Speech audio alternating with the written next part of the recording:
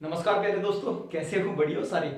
तो दोस्तों, जैसे कि मैंने आपको बोला था कि मैं हिस्ट्री की एक वीडियो लेके आऊंगा और वीडियो लेक्चर के माध्यम से आपको वो सारी चीजें पता लग जाएगी जो आपको अब की बार बोर्ड एग्जाम्स में पढ़नी है। ठीक है, थोड़ी लाइट वगैरह की प्रॉब्लम है जिसकी वजह से आपको ब्राइटनेस में थोड़ी दिक्कत आएगी, लेकिन एडजस्ट कर लेना। मैं क्वेश्चंस को बोल दूंगा, उसके बाद में फिर भी आप लोग उनको फाइंड आउट कर लेना या फिर उनको उनका जो है स्क्रीनशॉट वगैरह ले लेना। ठीक है, टेंशन बिल्कुल लेनी नहीं, बिल्कुल फ्री माइंड हो गया, सॉल्यूशन मोड के साथ में आपको पढ़ना होगा। ठीक, तो हिस्ट्री के चैप्टर नंबर फर्स्ट जिसका नाम था नेशनलिज्म इन इंडिया से संबंधित मैं कुछ क्वेश्चंस लेके आया हूं।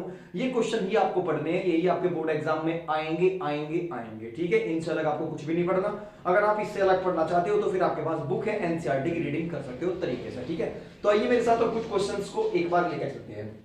जैसे कि क्वेश्चन नंबर मैंने ऊपर भी लिखा important question of history class 10th CBSE और बोर्ड एग्जामिनेशन के लिए स्पेशल है। यहाँ पे मैंने 10 क्वेश्चंस लिखे हुए हैं, 10 क्वेश्चन है आपके सामने और कुछ की पॉइंट्स है यानी कि कुछ कीवर्ड्स है जिनके बारे में मैं आपको तरीके से पढ़ाऊंगा। अभी देखो, जैसे मैंने कुछ क्वेश्चंस दिए हुए, explain the new economic and political situation created during the first world war in India. यानी कि जब फर्स्ट वर्ल्ड वॉर हुआ था, जब प्रथम विश्व युद्ध हुआ था, तो उस टाइम पे इंडिया की इकोनॉमिकल और पॉलिटिकल सिचुएशंस क्या थी। उसके बाद क्वेश्चन नंबर सेकंड है, explain the circumstance in which non corporation movement gradually show down in cities. ठीक है, नॉन कॉर्पोरेशन मूवमेंट की वो सारी चीजें जो कहां से, जो सिटीज के अंदर फैली हुई थी, वो सभी चीजें देखनी है। उसके बाद how did the third question है, how did the first world war help in the growth of the national movement in India. ठीक है, थर्ड क्वेश्चन बहुत ज्यादा इंपॉर्टेंट है, तो मैं आपको बता रहा हूं ये तीन क्वेश्चन आपके बहुत ज्यादा इंपॉर्टेंट होने वाले हैं। How did the first world war help in the growth of the national movement in India.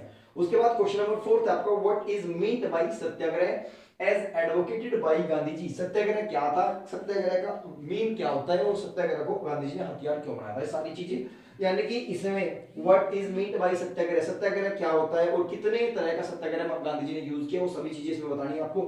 Question number fifth है आपका, explain the Jallianwala Bagh incident. Jallianwala Bagh हत्याकांड क्यों हुआ था, कब हुआ था और कैसे हुआ था, वो सारी चीजें जलियांवाला बाग हत्याकांड के ऊपर आपको लिखनी होगी। ये क्वेश्चंस अगर देखा जाए तो 3 नंबर और 5 नंबर में पूछे जाओगे, इनमें कोई भी ऐसा क्वेश्चन नहीं है जो 1 नंबर का हो, 3 नंबर या 5 नंबर। ठीक है, अपने पक्के कर लेना बिल्कुल।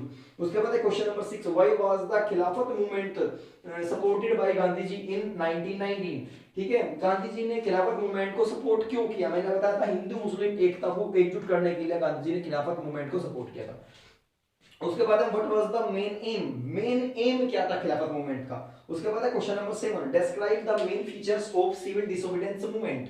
ठीक है, सभी ने अवज्ञा आंदोलन के मेन फीचर्स बताओ। उसके बाद में question number 8, what is known as Gandhi ji Irwin pact. Gandhi ji के द्वारा इरविन पैक्ट क्या था। इरविन पैक्ट महात्मा गांधी और लॉर्ड इरविन के बीच में जो समझौता था, वो समझौता हुआ था। ठीक है, 1931 में, उसी का नाम था महात्मा गांधी इरविन पैक्ट। ठीक है, ये ध्यान रखना। इसमें डिमांड्स रखी गई थी कुछ कांग्रेस पार्टी की तरफ से। उसके बाद है question number 9, examine the role of women in course civil disobedience movement. सभी ने अवज्ञा आंदोलन के समय या सभी ने अवज्ञा आंदोलन यानी कि सिविल डिसोबीडियंस मूवमेंट में महिलाओं का क्या रोल था। ठीक है, उसके बाद है question number 10, describe the movement of peasant in Andhra Pradesh. Andhra Pradesh के अंदर जो पीजेंट्स का मूवमेंट हुआ था, जो मजदूरों का आंदोलन हुआ था, उससे क्या तात्पर्य है, उससे आप क्या समझते हैं, उसके बारे में मैंने बताया था। आंध्र प्रदेश में गुडेम हिल से, ठीक है, अलूरी सीताराम राजू ने नेतृत्व किया था, उनके बारे में लिखना है सारी चीजें। तो यहाँ पे ये क्वेश्चन बहुत इंपॉर्टेंट बनने वाला है आपका, describe the movement of peasant in Andhra Pradesh, very very important है ये।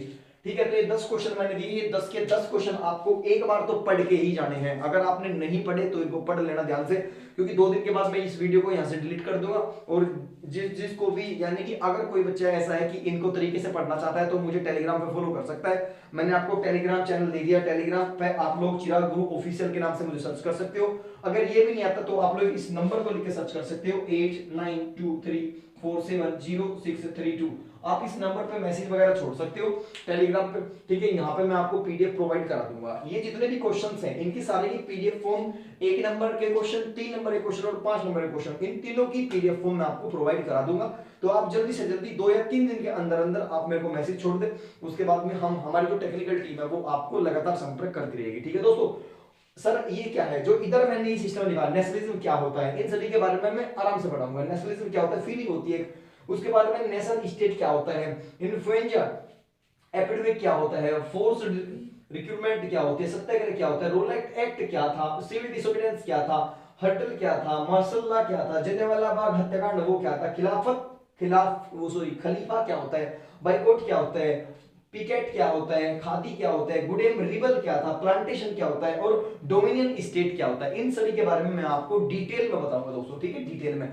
तो अभी क्या करूंगा मैं, कल से आपको एक एक वीडियो प्रोवाइड करना शुरू करूंगा। वीडियो लगभग आपकी 15 से 20 मिनट की वीडियो है करेगी, जिसके माध्यम से मैं आपको डेली का 2 से 3 क्वेश्चन अंडर कवर कराऊंगा, ठीक है। ये ध्यान रखना तरीके से, की पॉइंट और की फैक्टों के साथ मैं आपको इन सभी क्वेश्चंस का रिवीजन कराऊंगा अच्छे तरीके से। आप लोग अपनी एनसीईआरटी का बार बार रिवीजन करें, आप लोग एनसीईआरटी को ज्यादा से ज्यादा पढ़ें, हिंदी और इंग्लिश में मैं आपको नोट्स प्रोवाइड करा दूंगा अगर आप टेलीग्राम पर संपर्क करोगे तो, ठीक है। और मैंने आपको जैसे बताया कि 2 दिन के अंदर अंदर आप इन क्वेश्चंस को रिवाइज कर लेना, इन क्वेश्चंस को कॉपी में अटेम्प्ट कर लेना, उसके बाद आप अपना तरीके से काम करो। हिस्ट्री 20 नंबर पक्के करेगी आपकी, हिस्ट्री अब की बार 20 नंबर पक्के करेगी।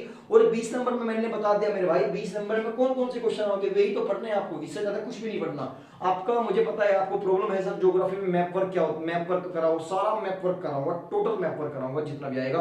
और ऐसे नहीं आलतू फालतू की चीजें नहीं, बिल्कुल एग्जैक्ट सारी चीजें बताऊंगा जो अब की बार आएंगी, ठीक है। आप टेंशन फ्री हो गए, अपने एम को बिल्कुल टारगेट रखा है, ठीक है दोस्तों। तो मिलते हैं कल एक नई क्लास के साथ में 2-3 क्वेश्चंस को सोल्व करके, ठीक है दोस्तों। तो तब तक के लिए नमस्कार, धन्यवाद।